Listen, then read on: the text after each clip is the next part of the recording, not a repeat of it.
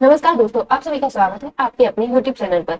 हमने BA second semester series का human geography का पार्ट 2 देख लिया है और ये हमारा पार्ट 3 है। इसमें हम वेरी शॉर्ट क्वेश्चन आंसर को कवर करने वाले हैं। ठीक है, इसके साथ शुरुआत करते हैं। हमारा क्वेश्चन है, what is optimum population? Optimum population क्या होती है? Population is the ideal population size that can be supported by available resources of a country without overuse or underuse. क्या है ऑप्टिमम पॉपुलेशन? तो ये एक आइडियल पॉपुलेशन साइज है, मतलब जिस जगह पे मतलब जितनी पॉपुलेशन होनी चाहिए, कितनी होनी चाहिए कि वो सपोर्ट हो सके क्या? Available resources of a country without over use और अंडर यूज। ना जो वहां पे रिसोर्सेज है, जो रिसोर्सेज वहां पे अवेलेबल है किसी जगह पे, तो ना उनका ओवर यूज हो ना ही उनका अंडर यूज हो। तो ये क्या हो गई, हमारी ऑप्टिमम पॉपुलेशन हो जाएगी। ये इंश्योर करती है कि हम मैक्सिमम इकोनॉमिक प्रोडक्टिविटी दे सके और हमारा एक बेस्ट स्टैंडर्ड हो लिविंग का, हमारी लिविंग स्टैंडर्ड कैसा हो, अच्छा हो। अगर पॉपुलेशन एक्सीड करती है इस लेवल को तो क्या कहेंगे, ओवर पॉपुलेशन। और इस लेवल से अगर पॉपुलेशन कम होती है, ऑप्टिमम पॉपुलेशन के लेवल से कम होती है, तो इसको अंडर पॉपुलेशन कहते हैं। ठीक है, आगे बढ़ते हैं। अगला है हमारा, what do you understand? Homo erectus was an early human ancestors who lived around 1.9 million to 1,10,000 years ago। ठीक है, ये कौन से ह्यूमंस है? ये अर्ली ह्यूमन एंसेस्टर्स हैं जो लिव मतलब जो जिए रहे कब से कब तक, 1.9 मिलियन ईयर से कब तक, हाँ 1,10,000 ईयर्स तक। They were the first to walk fully upright and use fire। ये पहले लोग थे जिन्होंने, सबसे पहले लोग थे जिन्होंने अपराइट होके चले और फायर यूज की। ठीक है, दे हैड लार्जर ब्रेन। इन लोगों के दिमाग जो है बड़े होते थे। जो पिछले वाले होमिनियंस थे उनसे इनके दिमाग बड़े थे। And migrated out of Africa to Asia and Europe. ये कहाँ से ऑरिजिनेट हुई है? अफ्रीका में ऑरिजिनेट हुआ, कहाँ कहाँ चले गए? एशिया और यूरोप की तरफ चले गए। और इन्होंने क्या क्या की रोल प्ले किया ह्यूमन एवोल्यूशन में। ठीक है, आगे बढ़ते हैं। अगला क्वेश्चन है हमारा, give a brief introduction to of the Maasai tribe. Maasai tribe क्या है इसको बताना है। ये मसाई ट्राइब क्या है? एक सेमी नोमैडिक ट्राइब है। क्या है? सेमी नोमैडिक ट्राइब है। कहाँ कहाँ पाई जाती है, कहाँ कहाँ रहती है? केन्या और तांजानिया में पाई जाती है। ठीक है, they are known for cattle herding. इनको किस किस वजह से जाना जाता है? तो कैटल हर्डिंग के लिए, कलरफुल क्लॉथिंग के लिए और यूनिक कस्टम्स रीति रिवाजों के लिए। ठीक है, देयर सोसाइटी इज पैट्रियार्कल। इनकी सोसाइटी कैसी है? पैट्रियार्कल मतलब पुरुष प्रधान है। एंड ऑर्गेनाइज्ड इनटू, और ऑर्गेनाइज है ये एज ग्रुप्स में। ठीक है, the Maasai depends on livestock for food. किस पे डिपेंड है? लाइव स्टॉक पे। ठीक है, किसके लिए? फूड के लिए, इकोनॉमी के लिए और कल्चर के लिए। ये कहाँ पे पाए जाते हैं? ये ड्राई ग्रासलैंड्स में पाए जाते हैं और ये अडेप्ट करते हैं किसको? हार्श क्लाइमेट्स को। ठीक है, classification of human species according to Griffith Taylor. तो क्या है? जियोग्राफर ग्रिफिथ टेलर है जो उन्होंने क्लासिफाई किया है ह्यूमन स्पीसीज को based on geographical and racial features. ठीक है, किस तरह? जियोग्राफिकल रेशियल फीचर्स के हिसाब से उन्होंने क्लासिफाई किया है ह्यूमंस को। किसमें? 4 मेजर जोन्स में। ठीक है, कौन से? 4 मेजर जोन्स में। कौन कौन से? इक्वेटोरियल, जिनको हम नेग्रोइड भी कहते हैं। मोंगोलोइड जो कि एशिया ग्रुप में वाले हैं। थर्ड है हमारा कॉकासॉइड जो यूरोप के हैं।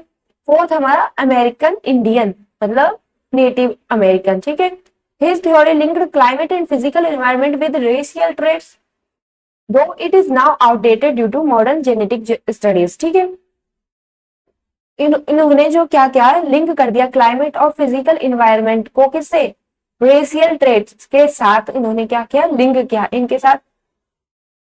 और दो इट इज नाउ, लेकिन अब ये क्या है? आउटडेटेड, ये पुराना हो चुका है। और जो मॉडर्न स्टडीज क्या है वो जेनेटिक टाइप में क्लासिफाई करती हैं। 25 क्वेश्चन है हमारा, बुशमैन ह्यूमन स्पीसीज को हमें डिफाइन करना है। ठीक है, बुशमैन क्या है? Also known as sand people. इनको हम सैंड पीपल भी कहते हैं। ये इंडिजीनियस हंटर गैदरर्स हैं। कहाँ के? साउदर्न अफ्रीका के। ठीक है, स्पेशली कौन कौन से साउदर्न अफ्रीका में कोई स्पेशल रीजन होंगे, तो वहां पे बोत्सवाना, नमीबिया और साउथ अफ्रीका, ठीक है वही। They are considered one of the oldest human population, और जो ये बुशमैन ह्यूमन है इनको ओल्डेस्ट ह्यूमन पॉपुलेशन कहा जाता है। Physically they are short, physically देखा जाए उनके बारे में तो वो शॉर्ट होते हैं, येलो स्किन होती है और डिस्टिंक्ट फेशियल फीचर्स होते हैं। और इनकी लैंग्वेज इंक्लूड, इनकी लैंग्वेज क्या है, क्लिकिंग साउंड्स, क्लिकिंग साउंड समझ रहे हैं ना। They live in harmony with nature and have deep knowledge of plants, animal survival in harsh desert conditions.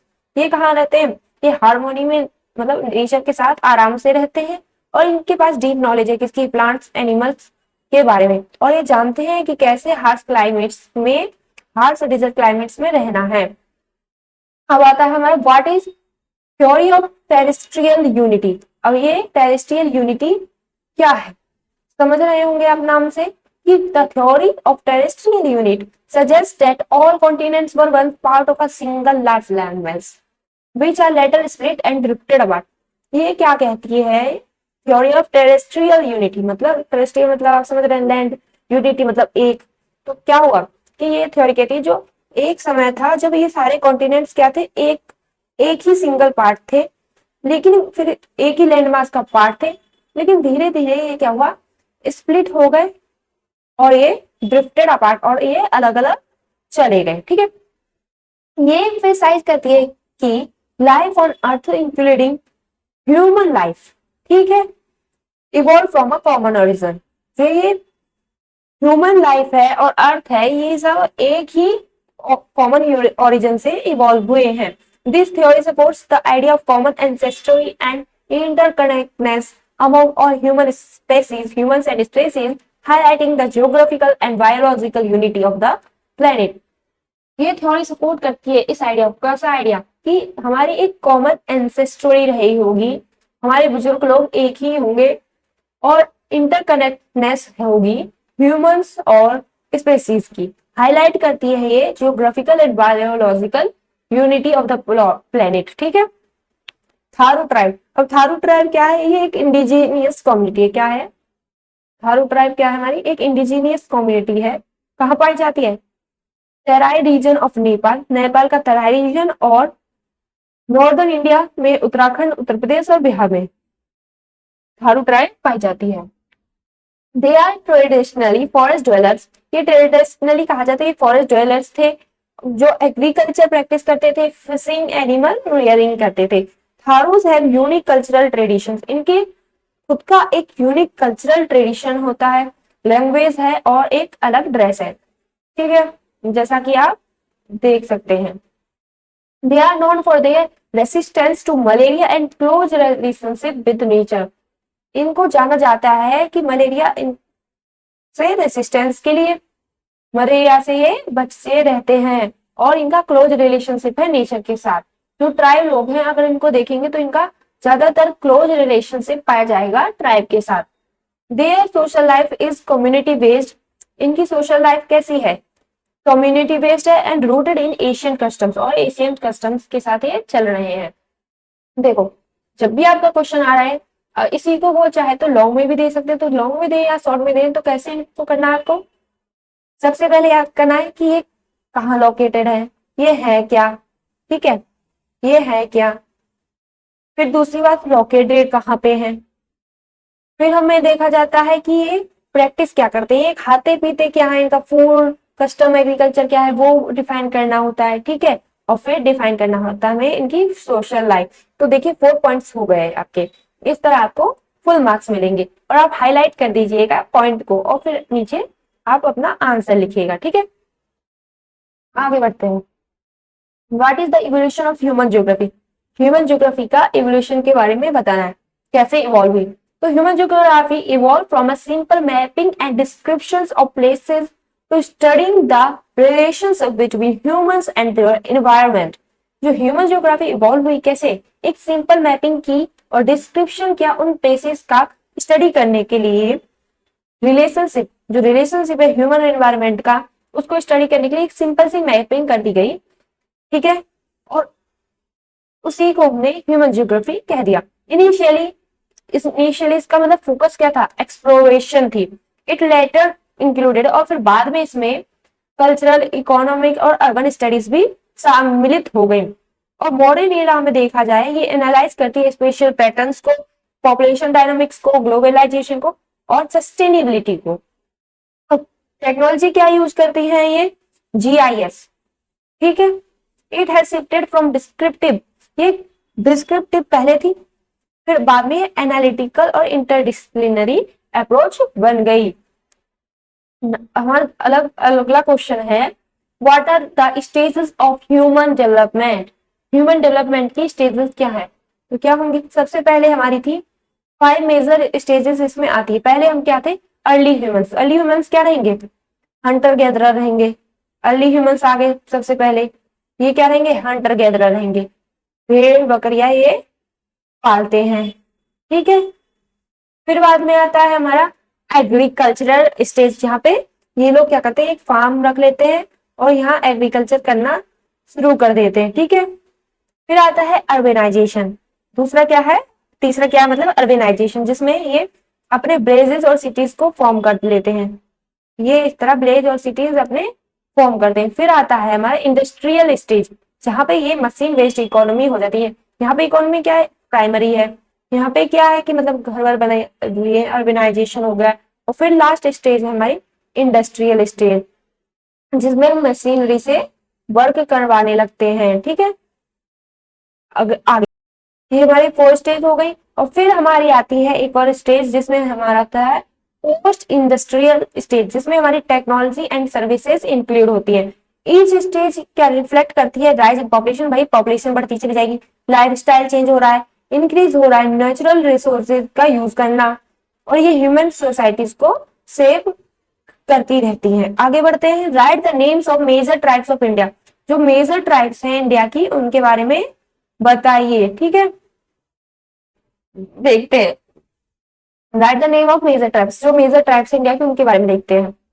गोंडवील, Santhal, औरन, मुंडा, तोड़ा, खासी, बोडो, नागा, जारवा, ठीक है। ये सब ये हमारी मेजर ट्राइब्स हो गई इंडिया की। These tribes are spread across different states, ये डिफरेंट स्टेट्स में पाई जाती हैं। हर किसी का अपना अलग कल्चर है, लैंग्वेज है और अपनी ट्रेडिशनल प्रैक्टिस है। यहाँ पे कॉमा भूल गए तो यहाँ पे ये समझ लीजिएगा, ठीक है। दे ऑफ्टन लिव इन फॉरेस्टेड और हिली एरिया, ये कहाँ पे पाए जाते हैं, फॉरेस्टेड और हिली एरियाज में पाए जाते हैं। और ये maintain close ties with nature, और इनकी नेचर के साथ क्लोज टाइज होती है, ठीक है। फिर आता है हमारा explain the difference between ecology and human geography. Ecology और ह्यूमन ज्योग्राफी के का डिफरेंस बताना है, ठीक है। इकोलॉजी जो क्या है, हमारी स्टडी करती है relationship between living organism and their environment. हर कोई लिविंग ऑर्गेनिज्म और उनका एनवायरनमेंट के बारे में स्टडी करेगी।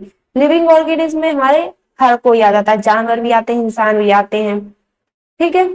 It focuses on natural systems, ecosystem and biodiversity, ठीक है। किस पे क्वेश्चन रहेगा इसका, नेचुरल सिस्टम के ऊपर, इकोसिस्टम के और बायोडाइवर्सिटी। जबकि हमारी जो ह्यूमन ज्योग्राफी है वो क्या करती है, स्टडी करती है कि कैसे जो ह्यूमंस है इंटरेक्ट कर रहे हैं अपने इन्वायरमेंट के साथ, स्पेशली ह्यूमंस कैसे इंटरेक्ट कर रहे हैं अपने इन्वायरमेंट के साथ। इसमें आता है पॉपुलेशन, कल्चर, इकोलॉजी और अर्बन डेवलपमेंट को पढ़ा जाता है। जो इकोलॉजी है वो ज्यादा साइंस बेस्ड है, जबकि ह्यूमन ज्योग्राफी में दोनों चीजें कंबाइन है। ये सोशल साइंस भी है विद स्पेशल एनालिसिस, ठीक है। What is the nature of mental geography, mental geography का नेचर बताना है। तो mental geography refers to the way individuals perceive and understand geographical spaces in their mind। Mental geography में हम पढ़ते हैं कि कैसे कोई इंडिविजुअल, कोई जैसे कोई इंसान है, कोई इंडिविजुअल है, वो कैसे परसीव कर रहा है या अंडरस्टैंड कर रहा है स्पेसेस इन देयर माइंड, अपने दिमाग में वो कैसे किसी चीज को समझ रहा है। इसमें हमारे personal experiences, memories, emotion attach to the place, कैसे किसी प्लेस को लेके हमारे इमोशंस हैं, ठीक है। Mental maps differ from person to person, और जो मेंटल मैप्स रहेंगे ये डिफर करेंगे पर्सन टू पर्सन। भाई सबका परसेप्शन जो है अलग रहता है, राम का अलग रहेगा तो लक्ष्मण का अलग रहेगा, ठीक है। Mental maps differ from person to person, ठीक है, and are influenced by culture. और ये इन्फ्लुएंस कैसे होते हैं? कल्चर के हिसाब से इन्फ्लुएंस होते हैं, नॉलेज एंड सोशल बैकग्राउंड के हिसाब से। इट हेल्प्स इन अंडरस्टैंडिंग, ये अंडरस्टैंड करने में मदद करता है कि कैसे पीपल इंटरेक्ट करते हैं स्पेशियल्स के साथ और कैसे फिर वो डिसीजंस लेते हैं based on their special awareness. अपने क्षेत्र के हिसाब से वो कैसे अपना डिसीजंस लेते हैं, ठीक है। इंटीग्रेशन, अब इंटीग्रेशन क्या है? इंटीग्रेशन मतलब आप समझ रहे होंगे, दो चीजों का मिलना, कोई भी दो एलिमेंट्स है वो मिल रहे हैं, कंबाइन हो रहे हैं, जैसे कि like physical, economic and cultural aspects to study how they interact in space. ये कैसे स्पेस के साथ इंटरेक्ट करते हैं, ठीक है।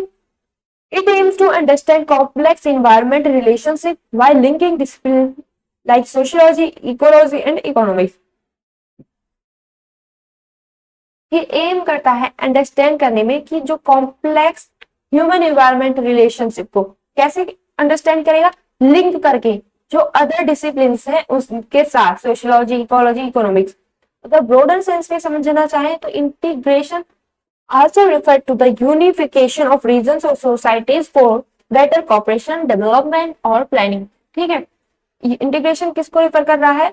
ये यूनिफिकेशन को रिफर कर रहा है, मतलब मिलाने को, दो रीजन्स, सोसाइटीज या फिर सोसाइटीज को जो मिलाना है एक किसके लिए? बेटर कॉपरेशन, डेवलपमेंट और प्लानिंग के लिए, तो उसी को हमने इंटीग्रेशन कह दिया है। फिर आता है हमारा इन्वायरमेंटल एडजस्टमेंट। अब इन्वायरमेंटल एडजस्टमेंट क्या है? ये प्रोसेस है by which humans adopt their lifestyle, housing, clothing and activities according to their surrounding environment, ठीक है। ये क्या है? एक तरह से एडजस्टमेंट है, नाम से समझ रहे हैं, इन्वायरमेंटल एडजस्टमेंट, अपने इन्वायरमेंट के हिसाब से एडजस्ट हो जाना। जैसे फोटो वगैरह रहते हैं उसमें भी एडजस्टमेंट की जाती है, ठीक है। या फिर हम एडजस्ट करते हैं किसी जगह को लेके, घर छोटा है तो घर छोटे के हिसाब से एडजस्ट हो जाते हैं, घर बड़ा है तो घर बड़े के हिसाब से एडजस्ट हो जाते हैं। इसी तरह एडजस्ट करने का कहा जा रहा है। ये प्रोसेस है जिसमें ह्यूमन क्या कर रहे हैं? अडेप्ट कर रहे हैं अपनी लाइफ स्टाइल को, हाउसिंग को, क्लॉथिंग को और अपनी एक्टिविटीज को अपने सराउंडिंग के अनुसार, ठीक है। इन हॉट रीजन्स, जैसे एग्जाम्पल ले लें हम इसका कि हॉट रीजन्स में क्या होता है? पीपल लाइट क्लॉथ पहनते हैं, मतलब हल्के कपड़े पहनते हैं, जबकि अगर कोल्ड एरियाज देख लिया जाए तो वहां पे क्या रहेगा? Humans are built to retain heat. Humans क्या करते हैं? ऐसे घर वर बनाते हैं, होम्स को ऐसा बनाया जाता है जो हीट को रिटेन करे। दिस अडेप्टेशन, और सर्दियों में हम भारी कपड़े भी पहनते हैं। ये अडेप्टेशन हमको हेल्प करती है सर्वाइवल में और सस्टेनेबल लिविंग में। ये शो करती है कैसे ह्यूमंस मॉडिफाई करते हैं अपने बिहेवियर को और टेक्नोलॉजी को, जिससे कि वो नेचुरल कंडीशन में सूट हो सके, ठीक है। फिजिकल और नेचुरल इन्वायरमेंट क्या है?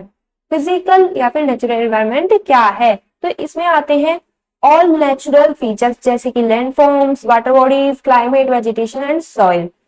It exist interdependently of human activities and saves the way people live and develop. ये एग्जिस्ट करती है इंडिपेंडेंटली ऑफ ह्यूमन एक्टिविटीज, और ये सेव करती है कि कैसे ह्यूमन लिव करें और डेवलप करें, ठीक है। माउंटेन, रिवर्स और डिजर्ट एंड फॉरेस्ट जो होती है इन्फ्लुएंस करते हैं हमारे एग्रीकल्चर को, सेटलमेंट पैटर्न को, इकोनॉमिक एक्टिविटीज को, मेकिंग इट अ की फैक्टर इन ज्योग्राफिक स्टडीज, ठीक है। अगला क्वेश्चन है हमारा कल्चरल इन्वायरमेंट। कल्चरल इन्वायरमेंट क्या है? तो cultural environment consist of human created features. इसमें होते हैं ह्यूमन क्रिएटेड फीचर्स आते हैं कल्चरल इन्वायरमेंट में, जैसे कि buildings, roads, language, religion, custom, social practices. It reflects, ये रिफ्लेक्ट करता है कि मतलब कैसे ह्यूमन इफेक्ट्स डाले जाते हैं अडेप्ट करने के लिए, यूटिलाइज करने के लिए और मॉडिफाई करने के लिए नेचुरल इन्वायरमेंट को। अनलाइक द फिजिकल इन्वायरमेंट, समझ रहे हैं ना, फिजिकल इन्वायरमेंट में हमारे नेचुरल फीचर्स, नेचुरल एलिमेंट्स आएंगे, कल्चरल इन्वायरमेंट में ह्यूमन क्रिएटेड फीचर्स आएंगे, एलिमेंट्स आएंगे, ठीक है। ह्यूमन क्रिएटेड, यहाँ पे नेचुरल क्रिएटेड, ठीक है। अनलाइक द फिजिकल इन्वायरमेंट, ये फिजिकल इन्वायरमेंट की तरह नहीं होता है कि जो सेव करे, ये सेव होता है by beliefs, traditions and life styles of communities and evolves over the time with technological and social changes. ये इवॉल्व होता रहता है समय के साथ। What is cultural landscape? अगर हमारा क्वेश्चन है व्हाट इज कल्चरल लैंडस्केप, एक cultural landscape is a visible imprint of a human activity on natural environment. Cultural landscape मतलब क्या समझ रहे हैं? कल्चरल नाम से समझिएगा ह्यूमन, ठीक है, ह्यूमन द्वारा बनाया गया लैंडस्केप, ठीक है। तो ये कल्चरल लैंडस्केप वो होता है जहाँ पे विजिबल इम्प्रिंट देख सकते हैं हम ह्यूमन एक्टिविटी के नेचुरल इन्वायरमेंट पे। ये शो करता है, इट इंक्लूड्स, इसमें क्या क्या आती हैं? Cities, agricultural fields, temples, roads और मॉन्यूमेंट्स। मान लीजिए यहाँ नेचुरल इन्वायरमेंट था, हमने इंटरवीन किया, पेड़ वेड़ काटे, अपने घर वर बना लिए, टेम्पल बना लिए, रोड बना लिए, स्कूल बना लिए, ठीक है, स्कूल कॉलेज ये सब बना लिए हमने। कल्चरल लैंडस्केप शो करता है कि कैसे सोसाइटीज जो है उन्होंने इंटरेक्ट किया नेचर के साथ और एक्सप्रेसिंग देयर कल्चर, और फिर अपने कल्चर बिलीव्स को क्या किया, एक्सप्रेस किया, एंड टेक्नोलॉजी को through physical transformation of land. कैसे किया? अपने लैंड फॉर्म का जो ट्रांसफॉर्मेशन करके।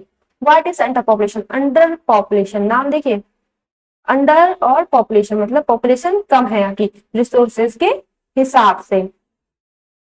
ये कब होती है? जब कोई कंट्री या रीजन पे लोग कम होते हैं उसके रिसोर्स के हिसाब से। It results in under utilisation of resources, मतलब रिसोर्सेज जो है उनका इतना इफेक्टिवली यूज नहीं हो पाता है, ना ही इकोनॉमिक प्रोडक्टिविटी अच्छी होती है, और हाई कॉस्ट ऑफ डेवलपमेंट पर पर्सन, और हाई कॉस्ट ऑफ डेवलपमेंट होती है पर पर्सन। कंट्रीज जैसे कि ऑस्ट्रेलिया, कनाडा, इन सम एरियाज एक्सपीरियंस, जो कुछ एरियाज हैं कंट्रीज में, जैसे कंट्रीज में कनाडा और ऑस्ट्रेलिया में, उधर हम अंडर पॉपुलेशन देख सकते हैं क्योंकि वहां पे बहुत ज्यादा लैंड है लेकिन लिमिटेड पॉपुलेशन है। जबकि इंडिया इसमें देखा जाए तो इसका उल्टा है, इनका इन देशों का उल्टा देखा जा सकता है ना। टाइप्स ऑफ ह्यूमन सेटलमेंट के टाइप्स को देखते हैं। ये टाइप दे रखे, रूरल सेटलमेंट जिसमें आती है स्मॉल पॉपुलेशन होती है, इनका एग्रीकल्चरल बेस्ड होते हैं, और इसके सब टाइप्स में आते हैं कम्पैक्ट या क्लस्टर्ड हाउस, जो कि ये हाउस क्लोज्ड हो गए, मतलब ये हाउसेज जो हैं एक दूसरे के बहुत पास पास बने होते हैं, ठीक है। जैसे कि एग्जांपल इसमें ब्लेज ले लिया गया, रूरल सेटलमेंट। दूसरा है हमारा डिस्पर्स्ड सेटलमेंट, इसमें होम्स क्या डिस्पर्स्ड जान रहे हैं कि मतलब बिखरे हुए हैं, स्प्रेड आउट है, और ये किधर कॉमनली पाया जाएगा? हिली और फॉरेस्ट एरियाज में। फिर आता है हमारा लीनियर सेटलमेंट, इसमें ये कहाँ पाई जाएगी? लीनियर मतलब लाइन इस तरह के पाए जाएंगे, मतलब यहाँ ऐसे ऐसे घर बने रहते हैं लाइन से, ठीक है। तो ये सेटलमेंट कौन सी होगी? लीनियर सेटलमेंट, जहाँ पे ये कहाँ कहाँ पाई जाएगी? रोड्स हो, रिवर्स हो या रेलवेज हो, वहां उसके पास ये सेटलमेंट पाई जाती है, ठीक है। फिर आता है हमारा अर्बन सेटलमेंट, इसमें लार्ज पॉपुलेशन होती है, नॉन एग्रीकल्चरल एक्टिविटी करते हैं। इसके एग्जांपल में आता है town city, metropolitan city, mega cities. हर किसी टाइप के डिफरेंट साइज होते हैं, पॉपुलेशन भी डिफरेंट पाई जाती है, ऑक्यूपेशन और लाइफस्टाइल भी अलग अलग है। क्वेश्चन 40 है हमारा, what is meant by population density? Population density के से आप क्या समझते हैं? तो population density refers to number of people living per unit area.